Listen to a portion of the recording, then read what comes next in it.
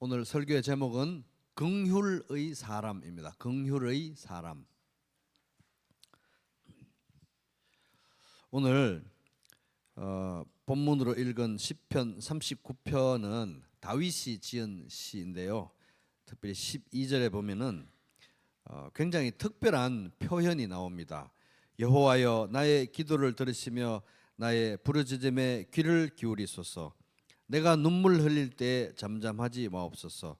나는 주와 함께 있는 나그네이며 나의 모든 조상들처럼 떠도나이다. 여기 보면은 주와 함께 있는 나그네라는 말이 나오죠. 주와 함께 있는 나그네. 같이 해볼까요? 주와 함께 있는 나그네. 시작.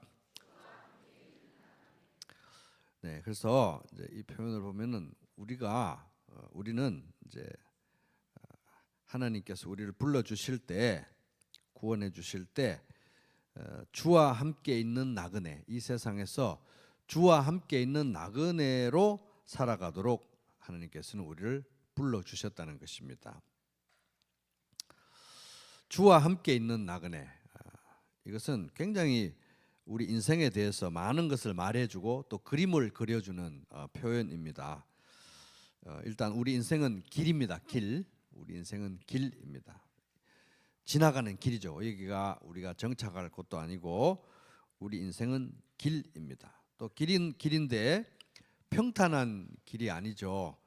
험한 길이고 때로는 사망의 음침한 골짜기를 지날 때도 있습니다. 특별히 하나님의 자녀들, 예수 믿는 우리 하나님의 자녀들에게 있어서 이 길은 좁고 험한 길입니다. 좁고 험한 길. 좁은 문으로 들어가라. 멸망으로 인도하는 문은 크고 그 길은 넓어 그곳으로 들어가는 사람이 많다. 그러나 생명으로 인도하는 문은 좁고 그 길은 험해 그곳을 찾는 사람이 적다. 마태복음 7장 13절 14절.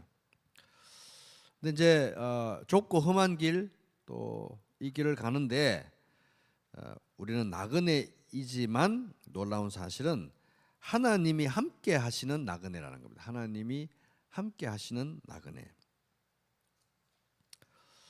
그래서 우리의 인생은 길이고 우리는 그 길 위에 나그네이지만 하나님이 함께 하시는 나그네다 하는 겁니다. 그래서 이제 이런 이제 그림을, 인생에 대한 그림을 그리고 나면은 우리 인생의 목표는 다름이 아닌 이 나그네 길을 주님과 함께 완주하는 것이 우리 인생의 목표입니다. 그죠? 길을 가고 있는데 주님과 함께 가는 거니까 우리 인생의 목표는 주님과 함께 이 길을 끝까지 가는 거, 완주하는 것이 우리 인생의 목표입니다. 이 세상에 주저앉아서 정착하는 것이 아니라 각자 우리 인생에게 주어진, 각자 우리에게 주어진 인생 여정을 주님과 함께 끝까지 가는 거, 그게 우리 인생의 본질이다. 본질. 근데 이제 이 문제는 우리가 가고 있는 이 나그네 길, 주님과 함께 하고 있는 나그네 길을 끝까지 가는데 완주를 해야 되기는 되는데 이 길에 장애물들이 엄청 많다는 거예요. 장애물들이 많고 만만치 않다. 그래서 안팎으로 존재하는 거예요. 안팎으로. 이 주님과 함께 가는 길에 장애물들이 우리 안에도 있고 우리 밖에도 있고, 그죠? 안팎으로 문제가 있다 하는 것입니다. 그래서 그러다 보니까 안팎으로 문제가 생기다 보니까 내우 외환, 안팎으로 문제가 있다 보니까 어떨 때는 이 인생 길이라는 게 이렇게 힘든 건가, 원래 끝까지 이거 갈 수 있기나 있을까, 이런 두려움과 불안이 몰려올 때도 있습니다. 네, 주님과 함께 하는 이 나그네 길에 있어서 최악의 상황은 뭐냐 하면은 양자가 이제 두 가지 종류의 문제가 한꺼번에 겹치는 상황이죠. 그래서 문제가 생기는데, 물론 뭐 나는 아무 문제가 없고 나는 아무 잘못도 없고 다른 사람 잘못으로 생기는 그런 문제는 그나마 또 우리 내부적으로 양심의 가책이 덜하니까 좀 견딜 만한데, 예를 들어서 우리 자신의 약함과 악함으로 이제 또 우리 자신의 죄성의 문제로 인해서 우리 인생에 문제가 생길 수 있습니다. 그죠? 우리의 잘못으로. 우리 잘못으로 문제가 생깁니다. 그러면 주님과 함께하는 인생길인데 우리 잘못으로 문제가 생기니까, 우리의 죄성으로 인해서 문제가 생기니까 주님과 함께하는 길인데 이 주님과의 관계도 문제가 생겨서 아주 또 괴로운 상황이 초래가 되죠. 그런데 거기서 그치는 게 아니라 꼭 그런 상태가 되면, 우리가 약한 상태가 되면 마귀와 세상은 가만 놔두지 않고, 우리의 원수들은 우리를 버려두지 않고 그럴 때 더 공격을 하는 거예요. 그래서 약한 상황에서, 그래서 한꺼번에 나 자신으로 인해서 문제가 생기고 주님과의 관계도 문제가 생기고, 그런 틈을 타서 마귀와 세상과 원수들이 나를 공격할 때 이게 정말 한꺼번에 내우외환인데, 그럴 때가 제일 힘듭니다. 한꺼번에 몰려들 때. 근데 오늘 이 시편 39편 다윗이 쓴 시인데, 이 시를 쓸 때 다윗의 상황이 그랬어요. 내부적인 문제, 외부적인 문제가 한꺼번에 생긴 때였습니다. 자, 다윗의 내적 문제는 어떠했는지 봅니다. 시편 39편 9절부터 11절에 보면, 9절에 보면은 내가 잠잠하고 입을 열지 아니하면, 할 말이 없다 이거예요. 할 말이. 내가 잠잠하고 입을 열지 아니하면 주께서 이를 행하신 까닭에, 지금 다윗이 죽을 것 같은 고통을 통과하고 있는데 이게 주님께서 가하신 고통이라는 겁니다. 왜? 10절 주의 징벌을 나에게서 옮기소서. 지금 징벌을 받고 있는 거예요. 징벌은 이제 주님이 뭐 죄에 대해서 심판하시고 뭐 형벌을 내리시고 이런 차원은 아닙니다. 왜냐하면 우리 성도들에게 있어서 우리의 죄는 예수 그리스도께서 다 지고 가신 거니까, 그죠? 이거 징계의 의미, 징계. 그래서 주께서 징벌을 나에게서 옮겨줘. 지금 죄를 지어가 징계를 받고 있는데 죽을 것 같은 고통이 몰려오니까 주의 징벌을 나에게서 옮기소서. 주의 손이 치심으로 내가 쇠망하였나이다. 주께서 11절 죄악을 책망하사 사람을 징계하실 때 그 영화를 좀먹음같이 소멸하게 하시니 참으로 인생이란 모두 헛될 뿐이니이다. 그래서 다윗은 지금 죽을 것 같은 고통을 통과하고 있었는데 그게 자기 잘못으로 인한 고통이라는 겁니다. 자신의 죄로 인해서 발생한 고통이라는 거예요. 우리가 죄를 지을 때, 우리가 넘어질 때 하나님께서 어떨 때 우리들에게 고통을 가하시는데, 그거를 이제 성경적인 용어로 징계라고 합니다. 징계. 따라해 볼게요. 징계. 영어 단어로 뭐 discipline 뭐 이런 단어 쓰는데 징계라고 그래요. 징계. 이 징계를 잘 이해해야 됩니다. 징계. 우리 자신의 죄로 인해서 하나님께서 가하시는 고통이 징계인데, 하나님은 어떤 분이시냐? 당신의 자녀들을 징계하시는 사랑의 아버지라는 거예요. 사랑의 아버지. 그래서 성경 보면 이런 말씀이 있습니다. 징계를 받을 때 참아내십시오. 우리에게 모든 성도들은 징계를 받을 때가 있습니다. 그럴 때 잘 참아내야 된다. 하나님께서는 자녀에게 대하시듯이 여러분에게 대하십니다. 아버지가 징계하지 않는 자녀가 어디 있습니까?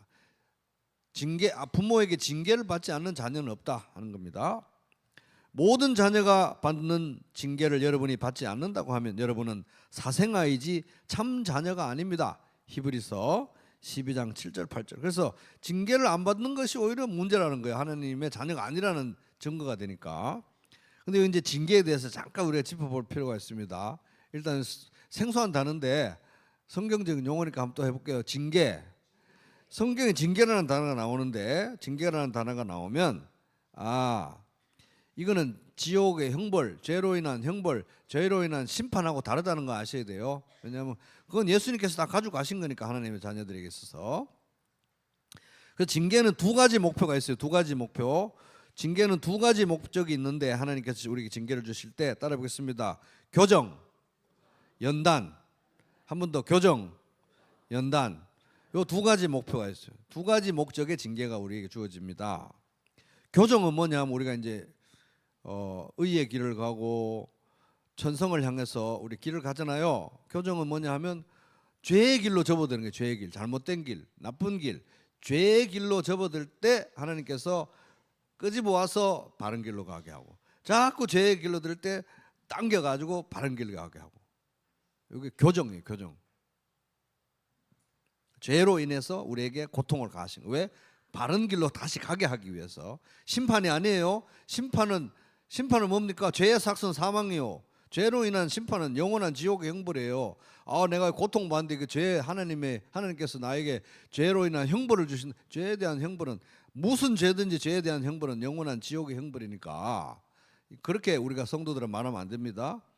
교정과 연단이, 교정과 연단. 그래서 교정은 뭐예요? 우리가 잘못된 길을 갈 때, 악의 길을 갈 때, 죄의 길을 갈 때 잡아 끌어서 바른 길로 가게 하는 게 교정입니다. 교정. 연단은 뭡니까? 길을 가기는 가는데 발목이 약해요. 무릎이 약해서 막 떠는 거예요. 그럼 어떻게 해요? 이 무릎 강화 훈련을 시켜야 되겠다. 발목 강화 훈련을 시켜야 되겠다. 이게 연단입니다. 연단. 그래서 교정과 연단의 목적으로 우리에게 하나님께서 고통을 가하실 때가 있다. 그걸 이제 합해서 징계라고 하는 게 징계. 근데 여기 보면 이제 다윗은 딱 봐도 너무 명백한 거예요. 자기가 죄를 저질렀고 그로 인해서 자기에게 고통이 왔는데 죽을 것 같은 고통이 왔다 이게 징계를 받고 있는 것입니다. 그런데 거기까지만 거쳤으면 되는데 안에 자기 내적인 문제, 나로 인한 문제잖아요. 근데 밖에서도 문제가 오는 거예요. 왜냐하면은 내가 죄로 인해서 아버지 하나님께 징계를 받아서 고통을 통과하고 있는데 이때 이제 마귀와 세상과 원수들이 나를 공격하는 거예요. 원수들이 밖에서 몰아닥치는 고통이었습니다. 원수들의 공격이었습니다. 여기 39편 1절을 봅니다. 1절 내가 말하기를 다윗이 말하기를 나의 행위를 조심하여 내 혀로 범죄하지 아니하리. 내가 아예 입을 다물어야 되겠다. 왜? 아까 이제 9절에서 읽었던 거는 내가 죄를 지어서 하나님 앞에서 내가 잠잠히 징계를 받겠다는 얘기고, 여기 1절은 징계를 받는데 옆에서 막 마귀와 원수들이 나를 비난하고 조롱하니까 내가 상대를 말해야 되겠다 이런 뜻이에요. 그래서 내가 말하기를 나의 행위를 조심하여 내 혀로 범죄하지 아니하리니 악인이 내 앞에 있을 때에 내가 내 입에 재갈을 먹이리라 하였도다. 야, 일일이 상대하다가는 내가 죄를 더 짓겠다 이게 더. 그래서 입을 다물어야 되겠다. 내가 잠잠하여 선한 말도 하지 아니하니. 그래서 꼭 참는 거예요. 나는 이제 주님의 의의 길을 가다가 잘못 들어가지고 죄의 길로 가서 징계를 받아서 되돌려져서 고통 중에 한 걸음 두 걸음 이렇게 힘들게 앞으로 또 가려고 하는데 옆에서 마귀와 세상과 이 원수들이 나를 막 이렇게 비난하고 조롱하니까 내가 상대를 말해야 되겠다. 입을 다물고 꾹 참고 한 걸음 내딛는데 그렇게 말을 안 하고 꼭 참고 가다 보니까 2절 내가 잠잠하여 선한 말도 하지 아니하니 나의 근심이 더 심하다. 너무 괴로운 상황이라 이 말이에요. 징계를 받아서 고통을 받는 것도 힘든데 그 약점을 파고들어 가지고 원수들이 온갖 말로 비난하고 조롱하고 나의 정체성을 흔드니까 나는 슬퍼하고 괴로워하면서 바른 길을 가려고 이렇게 주님이 원하시는 길을 가려고 한 걸음씩 내딛는데 원수들은 꼭 그럴 때 우리를 공격합니다.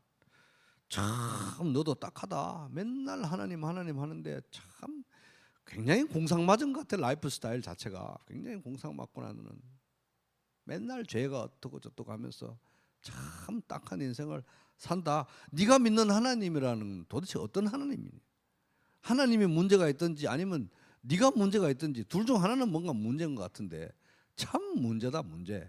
이런 식으로 우리를 공격한다는 것입니다. 그러나 다윗은 묵묵히 하나님의 교정을 받기로 했습니다. 일일이 상대하지 않고 일일이 멱살 잡아서 뭐? 내가 그래 잘못한 건 맞아. 그런데 내가 너에게 이런 말을 들을 그런 상대는 아니야 라고 다 멱살을 잡고 내가 한마디씩 해주고 싶은데 그러다가는 죄를 더 지을 것 같으니까 입 다물고 그냥 가기로 하는 거예요. 그렇게 한 걸음씩 가기로 마음을 먹은 것입니다. 그런데 일일이 다 상대해서 멱살을 잡고 막 싸우고 내가 잘못했지만 너에게 그런 말을 들을 그런 사람 아니야 이러고 싸우고 싶지만 입을 다무니까 어떻게 해서 속이 부글부글 끓는 거예요. 주전자에 물 끓듯이 부글부글 이제 끓는 거예요.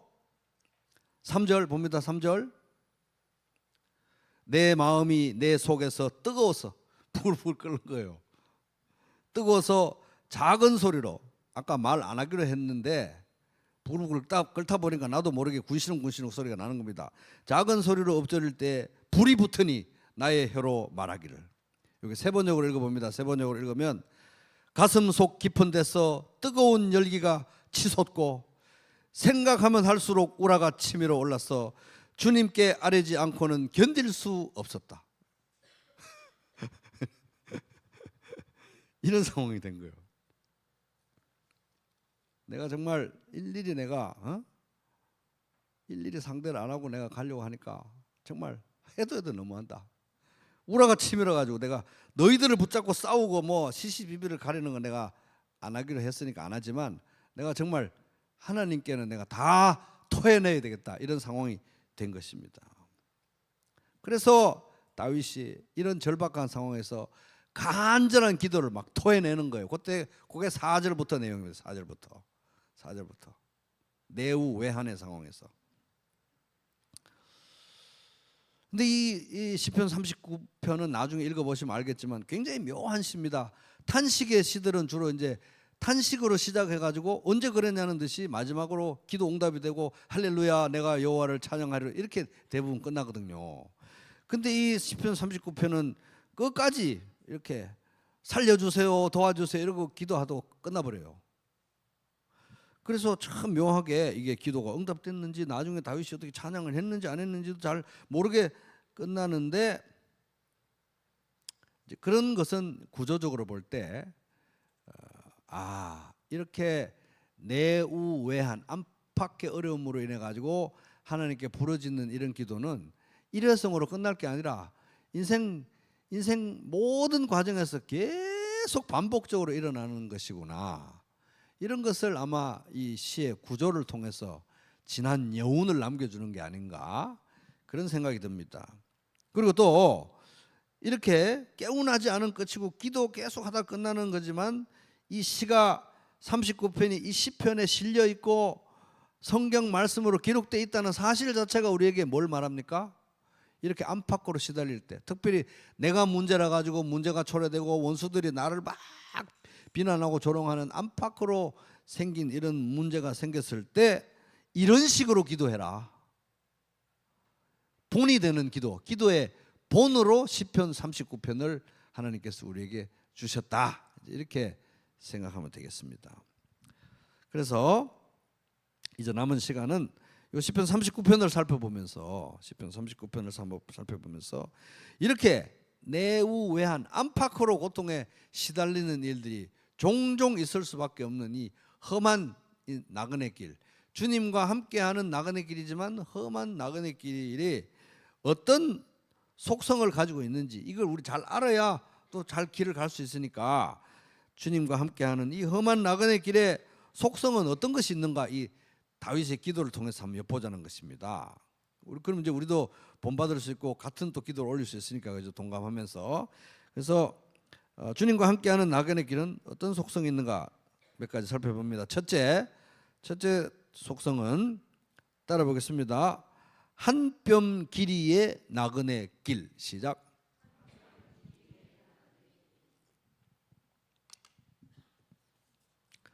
자, 3절 39편 3절. 다윗이 이제 원수들의 그 비난과 조롱에도 참고 있으려고 하니까 막 속이 부글부글 끓잖아요. 3절 내 마음이 내 속에서 뜨거워서 작은 소리로 엎드릴 때 불이 붙으니 나의 혀로 말하기를. 내가 정말 우라통이 치밀어서 하나님께 막 다 토해내지 않으면 견딜 수가 없다, 이러면서 4절부터 하나님께 기도하는데 뭐라고 기도하는지 한번 보세요. 이런 상황에서 참 기가 막힌 기도입니다. 4절 여호와여 나의 종말과 연한이 언제까지인지 알게 하사 내가 나의 연약함을 알게 하소서. 하나님, 제 인생이 얼마나 짧은지 지금 보게 해주십시오. 내가 물론 뭐 내 잘못이 없는 건 아닙니다. 내가 내 잘못으로 인해 넘어졌지만 나를 막 비난하고 조롱하고 갉아내리는 저 원수들 내가 한 명 한 명씩 다 멱살 잡고 상대해주고 싶고 하고 싶지만, 하나님 제 인생이 얼마나 짧은지 얼마나 짧은지를 보게 하여 주십시오. 제가 잊고 있었다면 다시 기억하게 하여 주십시오. 그런 관점으로 제가 제 인생을 보게 하여 주십시오. 5절, 주께서 나의 날을 얼마만큼? 한 뼘 길이만큼 되게 하심에 나의 일생이 주 앞에는 없는 것 같. 거의 하나님의 영혼 앞에 보면 점 하나 찍은 것도 안 되는 것 같사오니, 저만 그런 게 아니라 모든 사람은 그가 든든히 서 있을 때에도, 인생의 최고 정점에도, 제일 잘 나간다고 하는 정점에서도 진실로 모두가 허수아비에 불과합니다. 진실로 각 사람은 그림자같이 다니고 대단한 것 같지만 헛개비같이 그림자 같은 존재이고, 헛된 일로 소란하며 재물을 쌓으나 내가 돈 많이 벌었네, 네가 더 벌었네 이렇게 하지만 누가 거둘지 알지도 못하나이다. 누가 다 쓰게 될지도 모른다는. 왜? 어차피 자기는 하루에 한 끼 한 번밖에 못 먹고 하루에 3끼밖에 못 먹으니까. 그죠? 그래서 이제 여기서 이제 말씀 볼 때 주님과 함께하는 나그네 길, 이 인생길은 어떤 길인가? 한 뼘 길이의 짧은 길이라는 거예요. 한 뼘 길이의 짧은 길. 여러분 인생이 한 뼘 길이의 짧은 길이라는 사실을 여러분 기억하시기 바랍니다. 한 뼘 길이의 짧은 길이다. 그러니까 다윗은 종말과 연한이 언제까지인지 알게 해달라고 기도하는 것입니다. 그래서 39편 4절을 세 번역으로 읽어보면, 주님 알려주십시오. 내 인생의 끝이 언제입니까? 내가 얼마나 더 살 수 있습니까?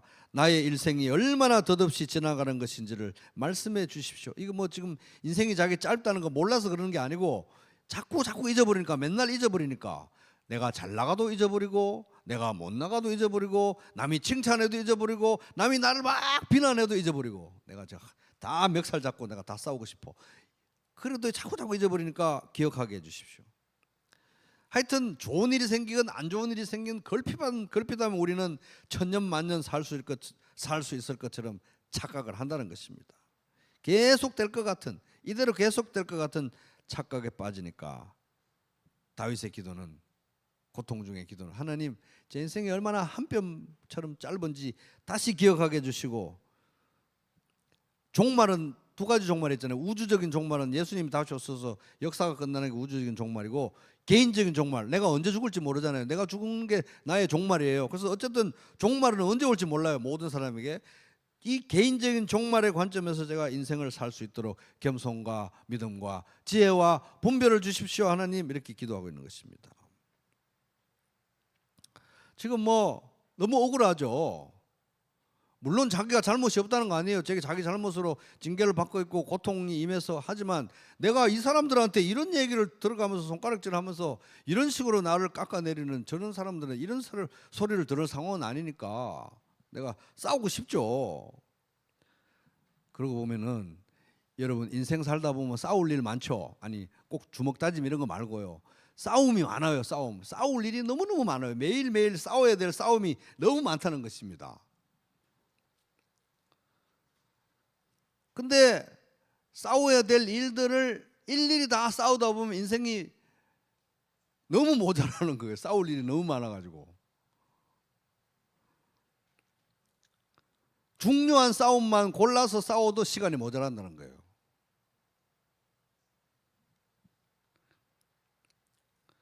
그러나 우리의 이 교만한 자아는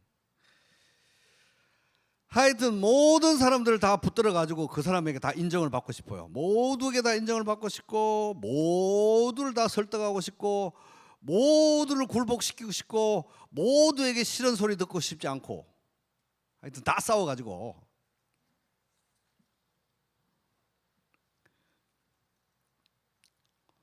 그러기에는 인생이 너무 짧다는 겁니다. 모든 사람과의 경쟁에서 다 이기고 싶고 막, 하여튼 싸워야 될 싸움이 너무 많은데 이것도 하고 싶고 저것도 하고 싶고, 여기서도 이겨야 되고 저기서도 이겨야 되고, 너무너무 많은데 하나님 제 인생이 얼마나 짧은지, 얼마나 한 뼘인지 보게 해주십시오. 그래가지고 중요하지 않은 싸움은 다 내려놓고 정말 중요한 싸움만 싸우다가 가게 해주세요 하나님. 이렇게 기도하고 있는 것입니다. 여러분 쓸데없는 싸움에 시간 낭비하지 마시기 바랍니다. 딱 중요한 것만 가지고 싸워야 돼. 제일 중요한 싸움을 싸워야 되는 것입니다.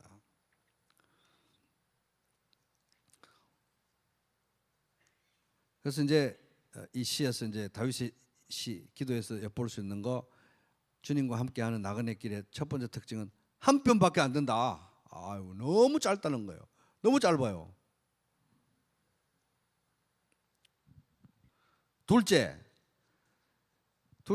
이 나그네 길의 속성은 하나님을 발견하는 길이라는 것입니다. 하나님을 발견하는 길.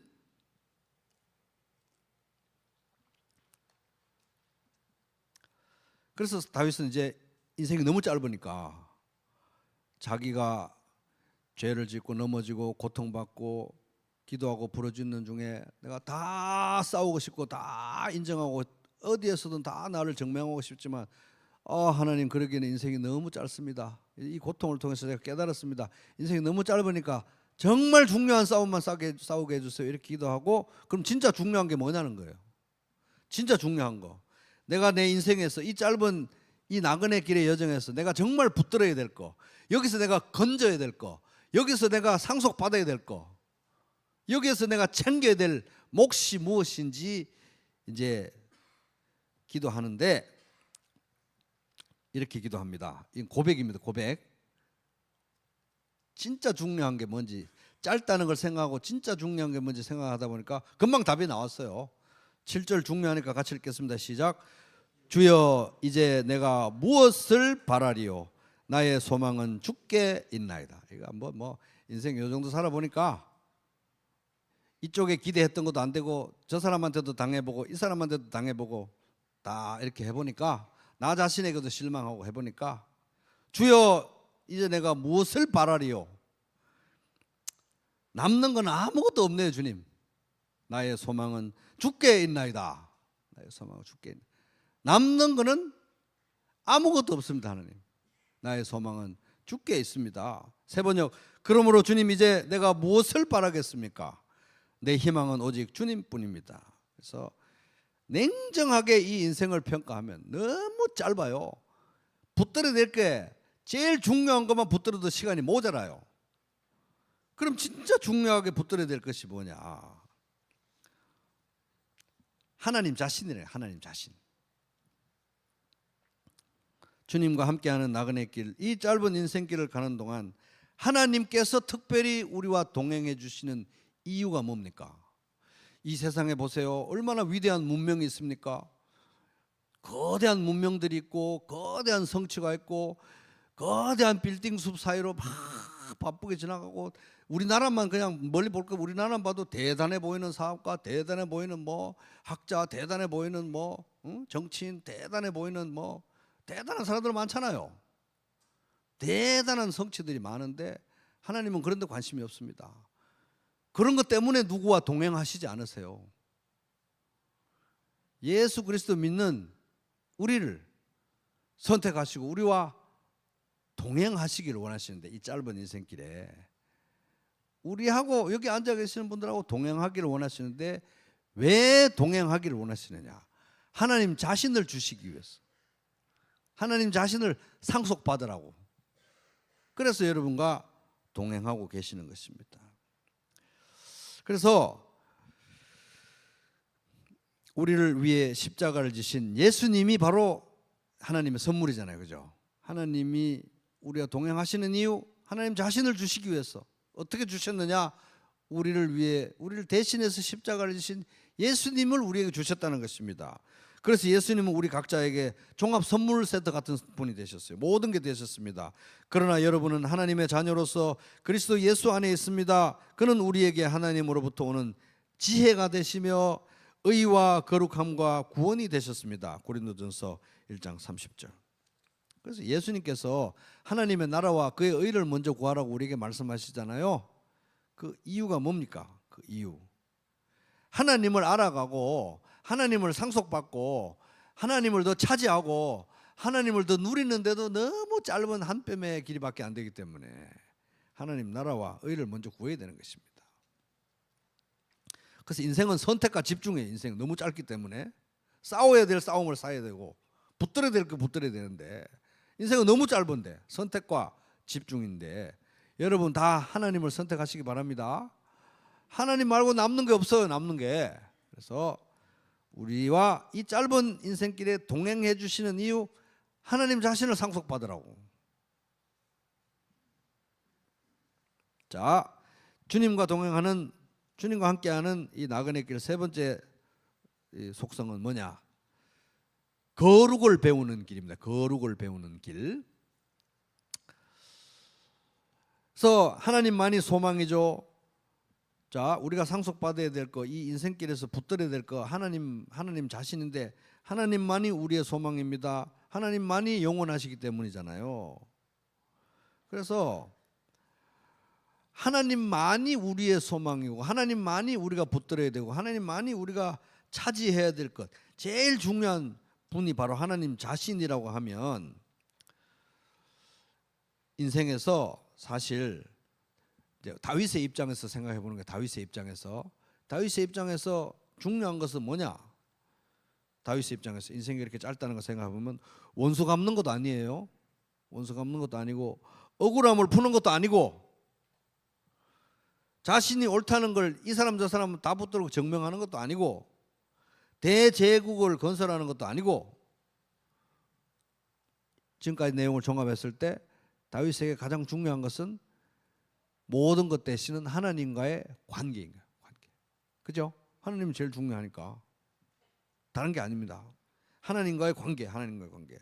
하나님이 가장 소중한 분이고 하나님이 가장 영원한 분이고 하나님이 가장 특별한 분이고 거룩하신 분이기 때문에 하나님과의 관계, 하나님과의 바른 관계를 성경에서는 의라고 해요. 의, righteousness, 의라고 하는데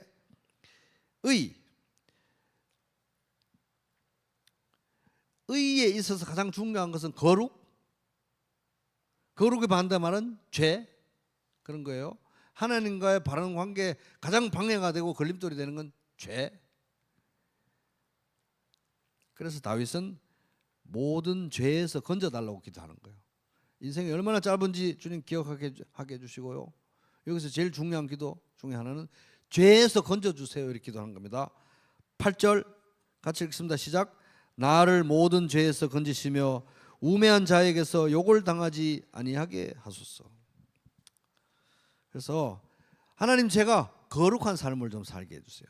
죄 짓지 않는, 죄에 빠져서 죄 노예로 사는 삶을 살지 않게 해주세요, 하나님. 왜? 그것이 하나님과의 관계에 가장 치명적인 걸림돌이 되니까요. 저는 죄 때문에 하나님과 관계를 비정상적으로 유지하면서 하나님과 소원한 그런 인생을 살고 싶지 않습니다. 그리고 세상 사람들에게도 제 죄 때문에 조롱거리가 되고 싶지 않습니다. 저를 죄에서 건져주시고 거룩한 삶을 살 수 있도록 저를 죄로부터 지켜주세요. 시험에 들지 않게 해주세요. 이렇게 기도하고 있는 것입니다. 다윗은 지금 여기서 일종의 신앙 고백인 거예요. 부끄러운 게 뭐냐 이거예요. 부끄러운 거. 부끄러운 거는 이 세상 살면서 부끄러운 거는 다른 사람들과의 경쟁에서 좀 뒤처진 거, 이 부끄러운 거 아닙니다. 누가 다 1등만 할 수 있겠어요? 다른 사람보다 뭐 학교 좀 덜 좋은 데 간 거 부끄러운 거 아니에요. 옆 사람한테 부끄러운 거 아니라니까요. 한번 얘기 좀 해주세요. 부끄러운 거 따로 있어요. 미안하지만 이렇게 그런 기분으로 얘기하신 거죠. 남보다 지위가 좀 낮은 거 부끄러운 거 아니에요. 그거 부끄러운 거 아닙니다. 남보다 좀 인기 없는 것도 부끄러운 거 아니고요. 진짜 부끄럽고 수치스러운 것은 뭡니까? 죄를 짓는 게 부끄럽고 수치스러운 일인 것입니다. 근데 이 세상은 좀 죄를 짓더라도 남보다 앞서고 남보다 이기고 남보다 걸출하고 해. 뛰어나면 죄 좀 지은 거는 다 덮어주는 그런 분위기니까 어떻게 해서든 남보다 못 앞서는 게 더 수치스러운 일이에요. 근데 인생이 얼마나 짧은지를 이렇게 생각하고 하나님 앞에서 인생의 의미를 생각해 보니까 제일 창피하고 수치스러운 거는 하나님 앞에서 죄 짓고 사는 게 제일 창피한 거라는 거죠. 돈 못 버는 게 아니라 죄 짓고 사는 게 수치스러운 일이다 하는 것입니다.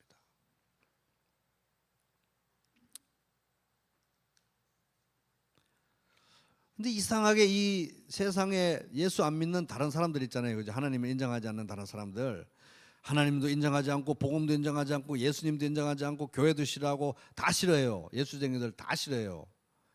그런데 이 사람들은 우리보다 더 잘 아는 게, 이 사람들이 우리보다 더 잘나고 더 예리하게 보는 게 뭐냐 하면, 예수 믿으면서 예수 믿는다고 하면서 그렇게 해도 돼요. 이건 더 잘 알아요. 예수 믿는다고 하면서 그렇게 하면 안 되는 거 아니에요? 이거는 우리보다 더 잘 안다는 거예요. 그래서 여기 다윗이 8절에서 나를 모든 죄에서 건지시며 우매한 자, 하나님을 인정하지 않는 자에게서 욕을 당하지 아니하게 하소서. 하나님, 제가 이 세상에서 예수 믿고 복 받고 오래 살고 뭐 건강하고 출세하고 돈 벌고 학교도 더 뭐 이런 거 내세우려고 하지 말고, 그런 거 못해서 뭐 수치스러운 것처럼 그렇게 바보 같은 생각하지 말게 해주시고, 오히려 저렇게 시퍼렇게 예수도 안 믿으면서 예수 믿으면서 그렇게 하는 거 아니잖아요. 이러는 사람들 앞에서 내가 죄를 지어가지고 주님의 이름에 먹칠을 하지 않도록 해주세요. 주님, 그게 너무 무섭습니다. 그 기도를 하고 있는 것입니다. 그래서 이 시편에서 우리가 배울 수 있는 것은, 주님과 함께하는 나그네 길은 거룩을 배우는 길이라 하는 것이, 거룩을 배우는 길. 네 번째, 이 길의 속성.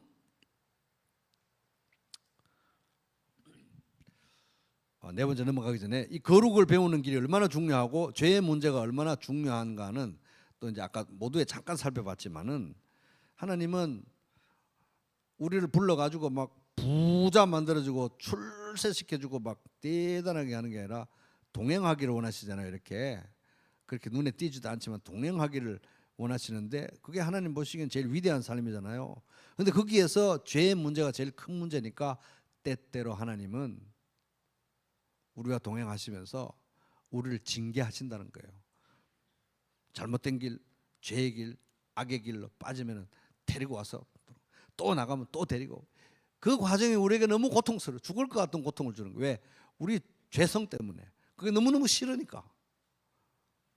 그래서 이 징계를 경험하면서, 심판 말고 징계를 경험하면서, 교정을 경험하면서, 다윗이 여기 시편 39편 9절 보십시오. 9절, 내가 잠잠하고 입을 열지 않으면 하나님 할 말이 없습니다. 이게 제가 죄를 지어가지고 받는 고통이니까, 주께서 이를 행하신 까닭이니다. 주의 징벌을 나에게서 옮기소서. 주의 손이 치심으로 내가 쇠망하였나이다. 주께서 죄악을 책망하사 사람을 징계하실 때, 징계를 받아도 이 정도로 이렇게 괴로운데 영원한 심판을 받으면 얼마나 괴롭겠습니까? 그죠? 그러니까 인생은 아무것도 아니라는 거예요.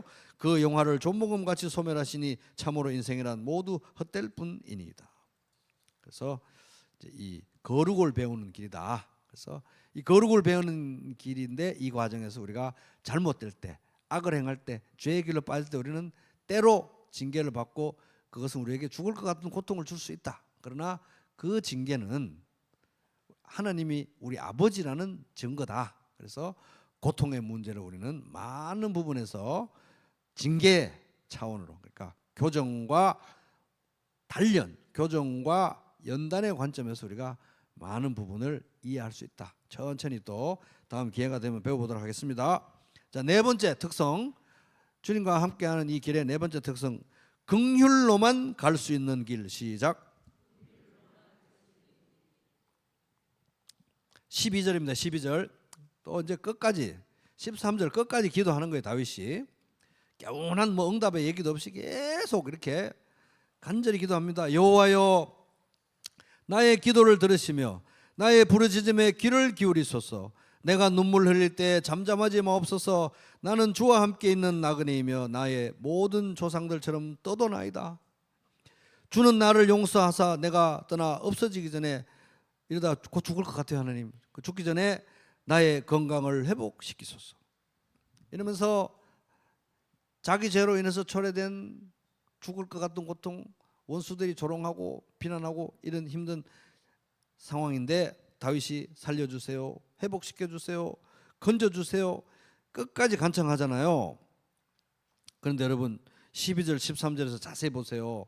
12절 13절을 자세히 보면서 다윗이 하나님께 살려주세요, 회복시켜주세요 라고 기도하는 근거가 뭡니까? 뭘 근거로, 뭘 믿고, 도대체 뭘 근거로 하나님께 그렇게 살려주세요, 도와주세요, 회복시켜 주세요. 이렇게 기도하고 있냐고요. 다윗이 근거로 내세우는 거는 보세요. 12절 여호와여 나의 기도를 들으시며 나의 부르짖음에 내가 부르짖기 때문에 제가 부르짖고 있지 않습니까? 하나님 좀 들어주세요. 불쌍히 여기세요. 회복시켜. 또 보세요. 귀를 기울이셔서 내가 눈물을 흘릴 때 제가 눈물을 흘리고 있지 않습니까? 하나님 제가 눈물을 흘리고 있으니까 저를 좀 불쌍히 여겨주시고 회복시켜 주세요. 제가 눈물을 흘릴 때 잠잠하지 마옵소서. 나는 주와 함께 있는 제가 이 떠돌이 같은 나그네 아닙니까? 하나님 아시잖아요. 떠도는 나그네. 그러니까 저를 좀 살려주시고 회복시켜 주세요. 13절 주는 나를 용서하사. 제가 죄를 지었잖아요. 하나님 그러니까 용서해 주세요. 용서해 주세요. 죄인이니까 용서해 주셔야 되지 않겠습니까? 떠나 없어지기 이러다 곧 죽을 것 같아요. 하나님 곧 죽을 것 같으니까 저를 도와주시고 살려주시고 회복시켜 주세요. 도와주시고 살려주시고 회복시켜 달라는 근거가 뭐예요? 내가 죽겠다는 거예요. 내가 죽겠다. 나는 이렇게 불쌍하고 나는 이렇게 비참하고 나는 이렇게 고통스럽고 나는 이렇게 힘드니까 도와주세요. 지금 하나님의 뭐에 호소하는 겁니까? 긍휼에 호소하는 거예요. 불쌍히 여겨주십시오. 하나님의 긍휼에 호소하는 것입니다. 내가 뭐 하나님께 이걸 요구할 어떤 자격이나 근거나 이런 거 없어요. 그냥 하나님이 나를 불쌍히 여기시니까 하나님의 긍휼에 호소하는 것입니다.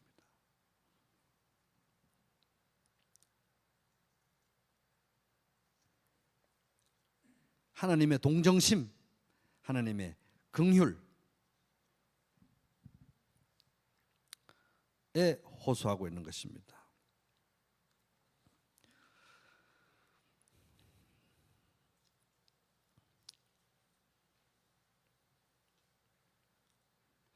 여러분 한번 그림을 한번 그려보시기 바라요. 이게 하나님은 도대체 누구와 동행하시냐는 겁니다.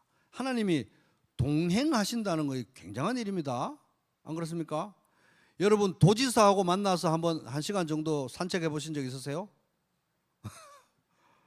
아니면 뭐 어떤 대기업 CEO하고 만나서 어디 둘레길 걸어 보신 적 있으세요? 단둘이서?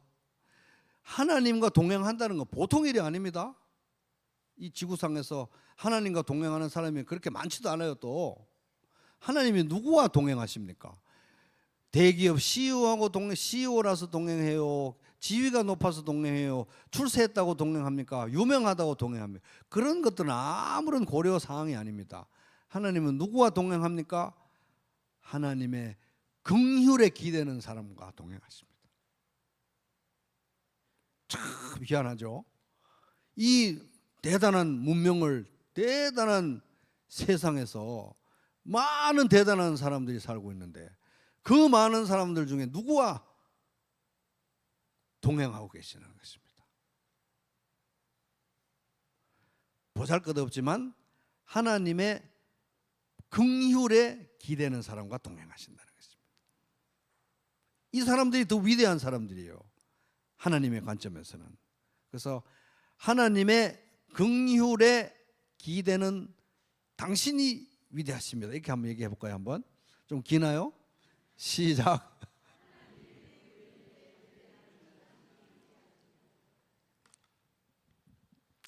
그래서 참 하나님은 나에게 이렇게 동행하시는 이런 어마어마한 은혜를 베푸시는데 저 자신을 뭐 이 세상에 비춰봐 내보면 뭐 대단하지도 않아요. 좁고 험한 길을 일단 가잖아요. 좁고 험한 길을 일단 가요. 그리고 맨날 뭐 죄가 어떻고 뭐 어떻게 하면서 용서해 주세요, 용서하게 해주세요 이렇게 이런 건 하고 있고 또 하나님은 또 어떤 때 큰 복을 시원하게 주시면 좋은데 또 뭐 잘못된 길로 갔다고 맨날 데리고 와서 징계해가지고 또 죽을 것 같은 고통으로 또 하고 또 그러다가 또 옆에 나의 원수들은 또 나를 조롱하고 비웃고 막 이런 상황에 노출시키시고 뭐 하시냐는 거예요. 그래서 어떨 때는 내가 계속 이렇게 길을 가야 되나? 이게 무슨 의미가 있지? 그런데 하나님은 이런 상황에서도 내우 외환의 상황에서도 하나님의 긍휼에 기대는 사람과 동행하시기를 기뻐하신다는 것입니다. 희한하죠. 대단한 사람 이렇게 많은데 대단한 사람들이 이렇게 많은데 아브라함이 이집트로 내려갔을 때 이미 거대한 피라미드 막 있고 대단한 피라미드 막 있고 이랬는데 그 앞으로 지나간 아브라함 뭡니까? 아무것도 아니잖아요. 근데 하나님의 눈에는 아브라함이 제일 귀했어요. 왜? 하나님의 긍휼에 믿음으로 기대는 사람이니까. 우리가 그런 사람들인 것입니다.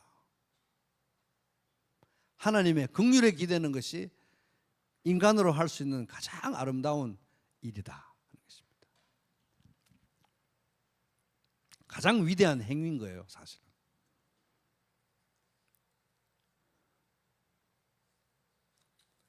그래서 우리는 나 자신을 봐도 내세울 것도 없고 바깥을 봐도 참 견적이 안 나오지만은 하나님의 긍휼을 기대고 하나님의 긍휼을 붙들고 하나님의 긍휼을 의지하면서 우리에게 주어진 길을 속도는 안 나더라도 한 걸음 한 걸음씩 가는 것입니다.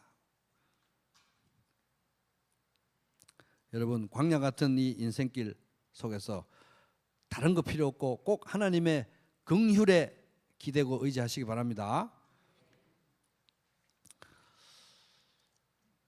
그래서 오늘 말씀의 도전을 한마디로 요약합니다. 따라 볼게요. 긍휼의 사람이 되라. 시작. 그래서 이제 우리가 긍휼에 기대야 되기 때문에 늘 자주 기도해야 돼요. 하나님 불쌍히 여겨주십시오. 저를 불쌍히 여겨주시고요.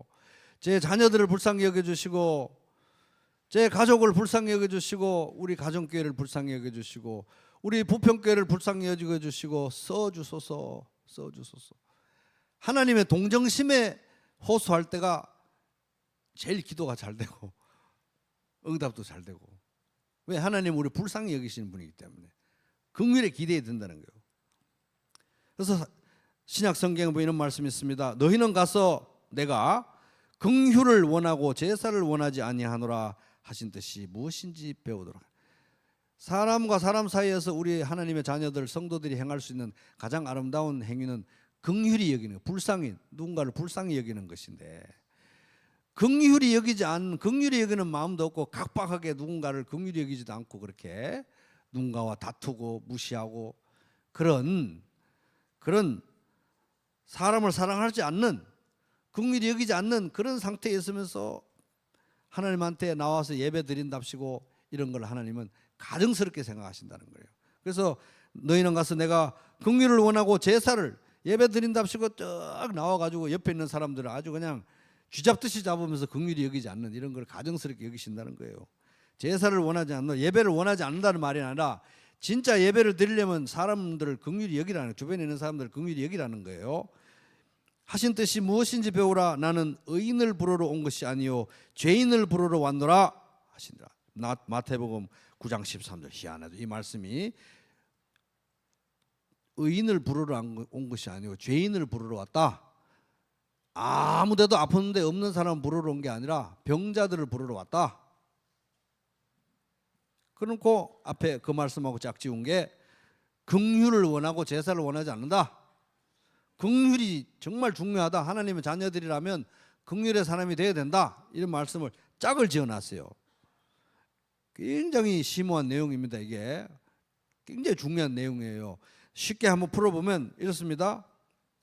예수님은 죄인을 부르러 왔습니다. 그지요? 근데 우리는 다 죄인이죠. 죄인이 아는 사람 없습니다. 모두가 다 죄인입니다. 그래서 모두가 다 하나님의 긍휼이 필요해요. 하나님의 긍휼이 없으면 구원받을 수가 없습니다. 하나님의 긍휼로 구원받는다. 이게 구원의 본질입니다. 하나님이 불쌍히 여겨주셔서 구원받는 거예요. 우리가. 그게 우리 신앙의 본질인 것입니다. 그래서 하나님은 긍휼로 구원받았고 긍휼의 복음을 믿고 구원받았으니까 긍휼의 복음을 붙들고 살고 너도 긍휼의 사람이 되라 이게요. 자기만 맨날 하나님 불쌍히 여겨주세요, 불쌍히 여겨주세요, 긍휼히 여겨주세요, 불쌍히 여겨주세요 이러면서 다른 사람한테는 인정사정도 없이 그냥 그렇게 하지 말고 긍휼을 입었으면 다른 사람에게도 긍휼히 여기라 이거예요. 다른 사람을 긍휼히 여기는 과정이 없을 때는 하나님의 긍휼을 제대로 경험할 수도 없다는 것입니다. 다른 사람을 긍휼히 여기는 고통 가운데 있어 봐야 내가 받은 긍휼이 얼마나 큰지 알 수 있다는 거예요. 이게 복음의 본질이라는 것입니다. 그래서 성도의 삶 속에 하나님께 가장 큰 기쁨을 돌리는 삶의 패턴은 하나님의 긍휼을 매일 경험하고 그 긍휼을 받은 사람으로서 다른 사람을 긍휼, 불쌍히 여기는 이런 삶의 태도가 하나님께 가장 큰 영광이 된다 하는 것입니다. 그래서 이 시편의 흐름을 보면 참 그렇습니다. 굉장히 현실적이에요. 자기가 죄를 지어요. 그래서 하나님이 징계가 왔고 고통이 옵니다. 고통이 오니까 주여 살려주세요, 불쌍히 여겨주세요 막 부르짖고 기도하잖아요. 기도하다 보니까 삶의 관점이 회복이 돼요. 야, 인생이 정말 짧구나. 싸워야 될 싸움을 싸워야지. 진짜 중요한 걸 붙들어야 되는구나. 관점이 회복이 돼요. 관점이 회복되다 보니까 아하, 이거 내가 긍휼이 없이는 살 수가 없는 사람이었네. 매일매일 하나님의 불쌍히 여기심이 아니면 내가 살 수가 없구나. 그래서 하나님의 긍휼에 기대는 삶을 삽니다. 내 잘났네, 내 교만, 나의 힘으로 할 수 있을 것 같고 이런 거 내려놓고 긍휼에 기대는 삶을 살다 보니까 옆에 사는 사람들이 불쌍해 보이는 거예요. 아, 저 사람도 긍휼이 필요하구나. 옆 사람 한번 보세요. 얼마나 긍휼이 필요해 보이나. 다 긍휼이 필요한 것입니다. 내가 긍휼이 필요하듯이 옆 사람도 긍휼이 필요한 것입니다.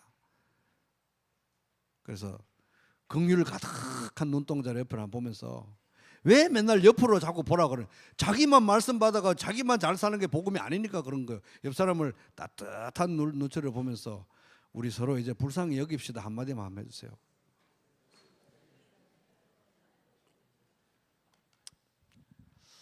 그래서 긍휼의 사람이 되라는 것입니다. 긍휼히 여기는 자는 복이 있나니 그들이 긍휼히 여김을 받을 것이요. 긍휼 없이는 갈 수 있는 길이 아닌 것입니다. 하루도 살 수 없는 것입니다. 여러분, 하나님의 긍휼에 의지하시기 바랍니다. 나 자신을 부정하고 하나님의 긍휼에 의지하고 하나님의 긍휼에 푹 젖어가지고 옆에 있는 사람들 불쌍히 여기면서 같이 살아가십시다. 네. 예배 찬송가 앞에 있는 우리 찬양 일어서서 찬양하고 들은 말씀에 화답하겠습니다.